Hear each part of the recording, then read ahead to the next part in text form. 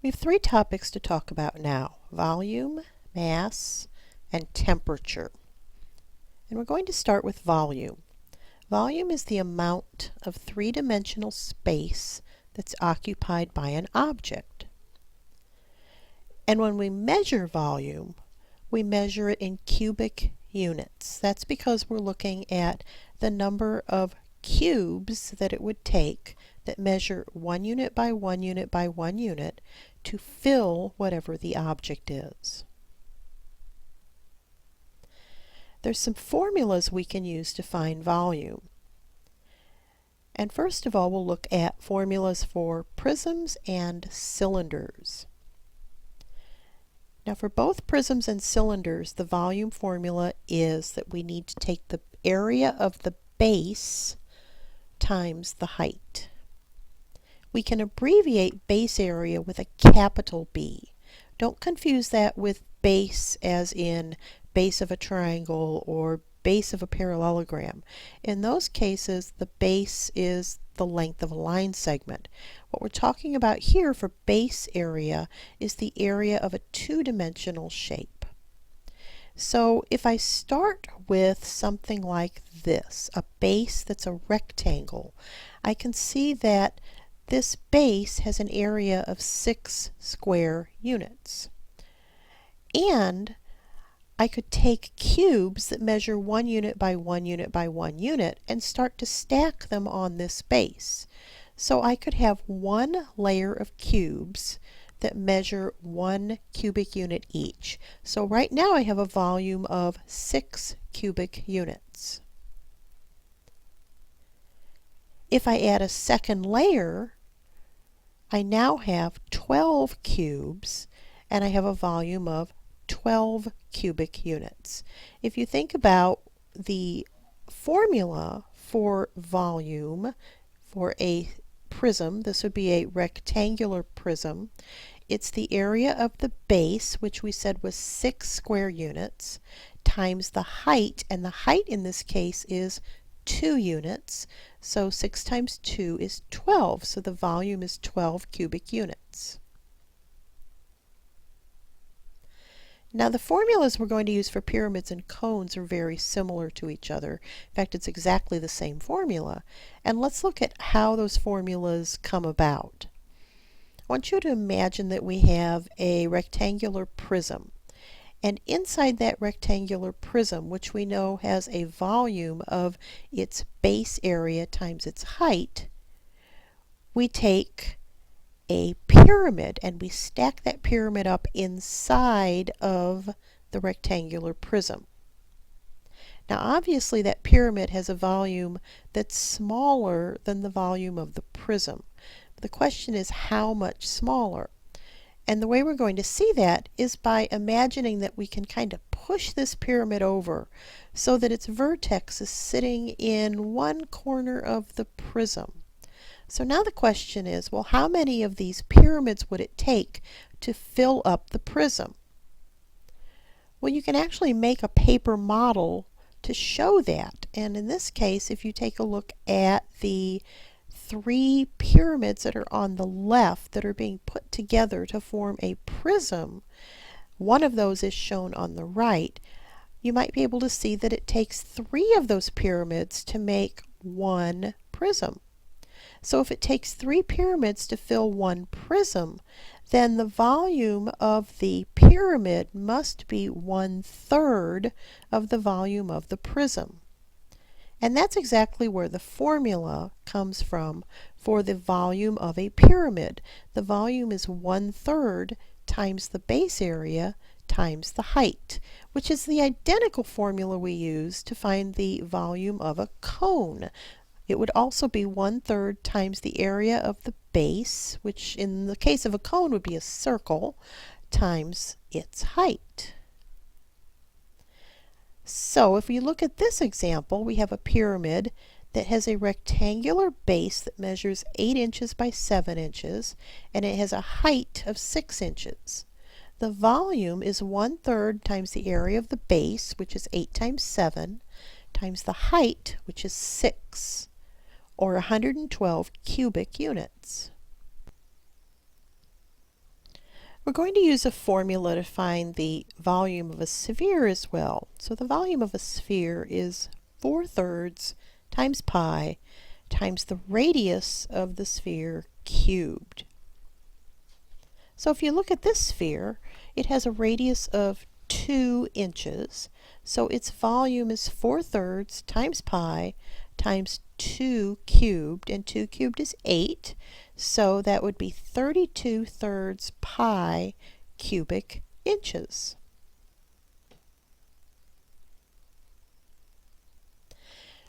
So let's look at some examples of ways we can use these formulas. If we want to find the volume of this cylinder, we know that the volume of a cylinder is its base area times its height. Now the bases are the circles, so we need to use the area of a circle formula, which is pi r squared, so pi times 2 squared, times the height of the cylinder, which is 5. So pi times 2 squared times 5 is 20 pi cubic centimeters.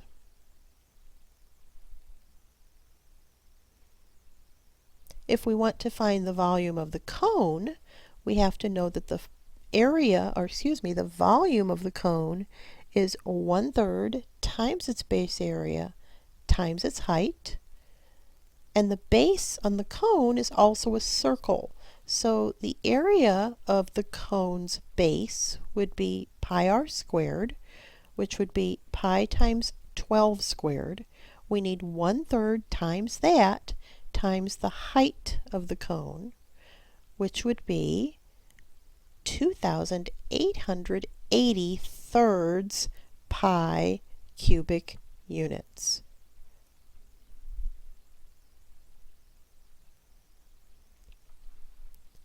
Now we've got an irregular shape. We've got a ring, which basically looks like a cylinder with another cylinder cut out of it. And we want to find the volume of the ring. So to find the volume of the ring, we're going to find the volume of the large cylinder minus the volume of the small cylinder that's cut out of its middle. The large cylinder has a radius of 3 and a height of 5, so its area is pi times the radius squared, pi times 3 squared, times its height, which is 5. And the small cylinder has a radius of 2. So if you look at the large cylinder, it has a radius of 3, and the part that's making up the ring has a measure of 1 meter. So that means that the small cylinder would have to have a radius of 3 minus 1, or 2 meters. So the volume of the small cylinder is pi r squared, pi times 2 squared, times its height, which is 5. So the volume of the large cylinder is 45 pi, and the small cylinder is 20 pi. So that means that the volume of the ring is 25 pi cubic meters.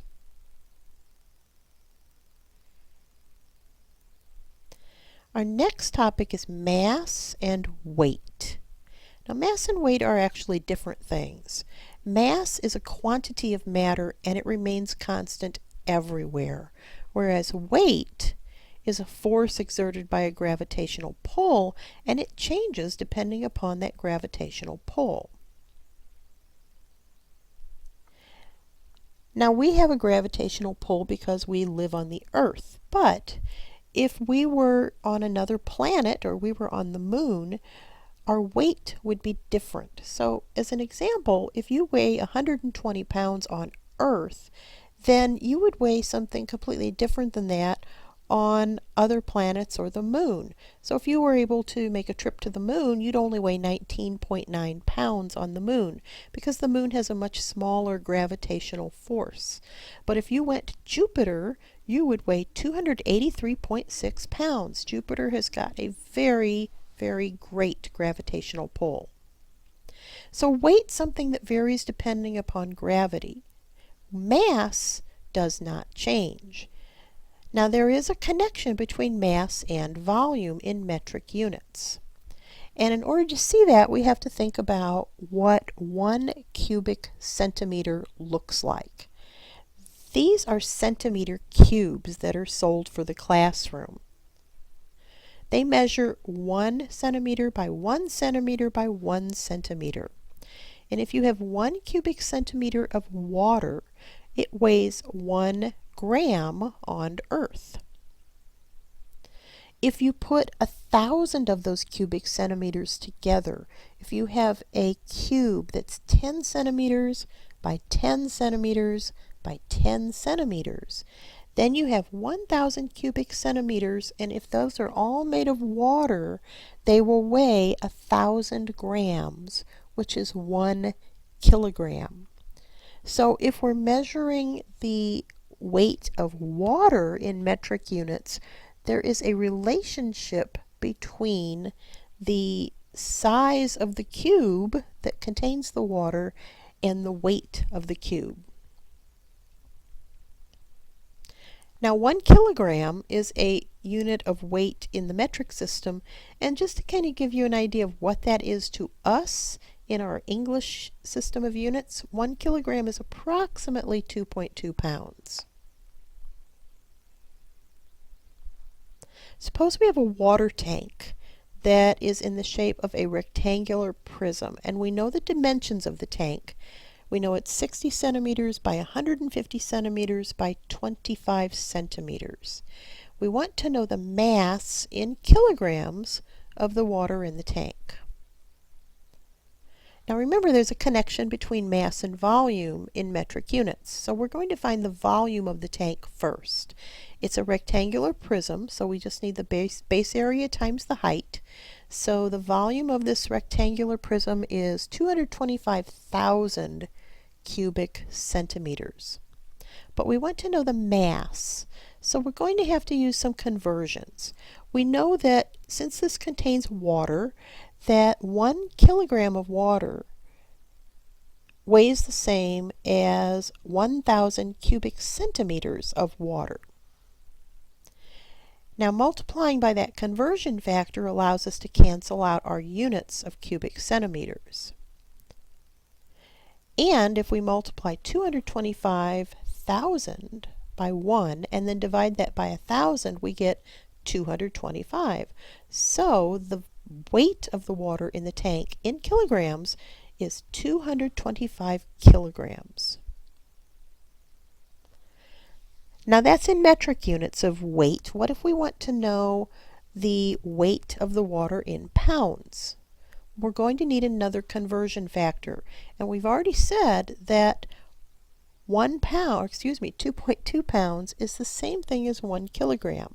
So we're going to multiply by that fraction that shows those two things in a ratio, because since those two quantities, 2.2 pounds and 1 kilogram, represent the same value, we're really multiplying by a fraction equal to 1. But that does allow us to cancel out the units that are kilograms, and that leaves us with 225 times 2.2 divided by 1 pounds, or 495 pounds. So that's quite a heavy tank of water. Now you may know that gold weighs a lot more than water. And if we know the mass of gold, we can use that to figure out how much a quantity of gold weighs. So we know that the mass of gold is 19.3 grams per cubic centimeter. Suppose we have a bar of gold that's shaped like a rectangular prism, and its dimensions are 3 centimeters by 5 centimeters by 8 centimeters. And we want to know how much it weighs in kilograms. So the first thing we'll do is find the volume of the bar, which is 120 cubic centimeters. And then we'll take that 120 cubic centimeters of volume and we will relate that to a weight. Now we were told that there's 19.3 grams in 1 cubic centimeter of gold.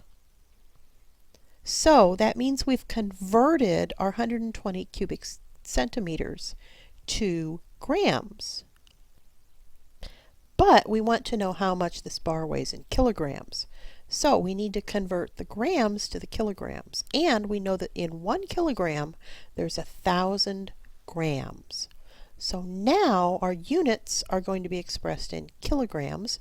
We have 120 times 19.3 divided by 1,000, which is 2.316 kilograms. Now how can we change that weight in kilograms to pounds? Well, we know that there's 2.2 pounds in 1 kilogram, which means if we multiply by a fraction that relates those two quantities, we'll have 2.316 times 2.2 pounds, which is 5.0952 pounds.